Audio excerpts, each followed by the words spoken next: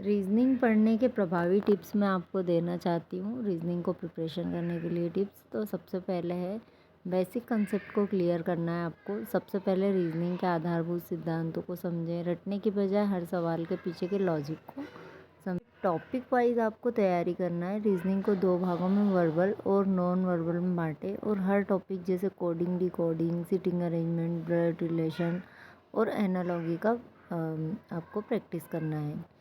30 पे ट्रिक्स और शॉर्टकट आपको सीखना है। जैसे कि आपको क्लॉक वाले, डायरेक्शन वाले और कैलेंडर वाले जो सवाल हैं उनके लिए आपको ट्रिक्स वगैरह सीखना है ताकि आपको दिक्कत ना आए और टाइम कंज्यूमिंग भी ना हो। नेक्स्ट टिप है PYQ। आपको लास्ट ईयर के जो भी PYQ होते हैं पिछले 4 से 5 सालों वाले, वो सब सॉल्व करना है, जिससे कि क्या होगा कि आपको पता चलेगा कि किस लेवल के क्वेश्चंस जो है वो एग्ज़ाम में पूछे जाते हैं, कौन से टॉपिक से सबसे ज़्यादा क्वेश्चंस पूछे जाते हैं। नेक्स्ट टिप है मॉक टेस्ट। आपको मॉक टेस्ट देना है और फिर मॉक टेस्ट देने के बाद में क्या होगा कि आपको उसकी अपनी स्पीड पता चलेगी और कितनी एक्यूरेसी से आप टेस्ट दे रहे हैं। उससे आपको पता चलेगा कि भाई हम कितना क्या परफॉर्म कर पा रहे हैं और कितनी तैयारी हमें और करनी है। नेक्स्ट टिप है आपको अपनी गलतियां का एनालिसिस करना है। मॉक टेस्ट देने के बाद में हमें एनालिसिस भी करना है कि हमारी क्या क्या गलतियां हैं ताकि हम क्या उन पे काम कर सकें। नेक्स्ट टिप है ट्रिक्स और शॉर्टकट सीखना है। आपको ट्रिक्स और शॉर्टकट सीखना है, जिससे कि क्या होगा कि आपको बहुत अच्छे से चीज़ें आप कर पाएंगे।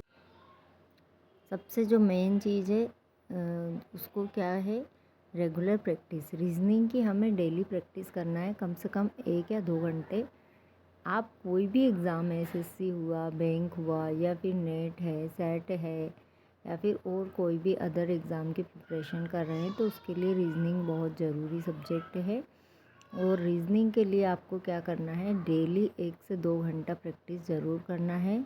तो मैं भी अभी रीजनिंग ही पढ़ रही हूँ और रीजनिंग पढ़ने के लिए सबसे बेस्ट टाइम रहता है जब आपको नींद आए तो आप रीजनिंग पढ़ने बैठ जाओ, क्योंकि उसके टॉपिक्स इतने इंटरेस्टिंग होते हैं कि हम लोगों को अच्छे से पढ़ने में उनमें हमें दिमाग लगाना होता है। तो दिमाग जब हम लगाएंगे किसी चीज़ में बहुत ज़्यादा तो हमारी नींद ऑटोमेटिक भाग जाएगी। मैं तो ऐसे ही करती हूँ। आप लोग कमेंट्स में बताएं कि आप लोग कैसे पढ़ते हैं।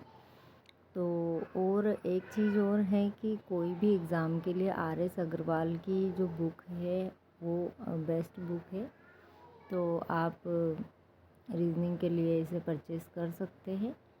Thank you so much. Thank you for watching my video. Bye.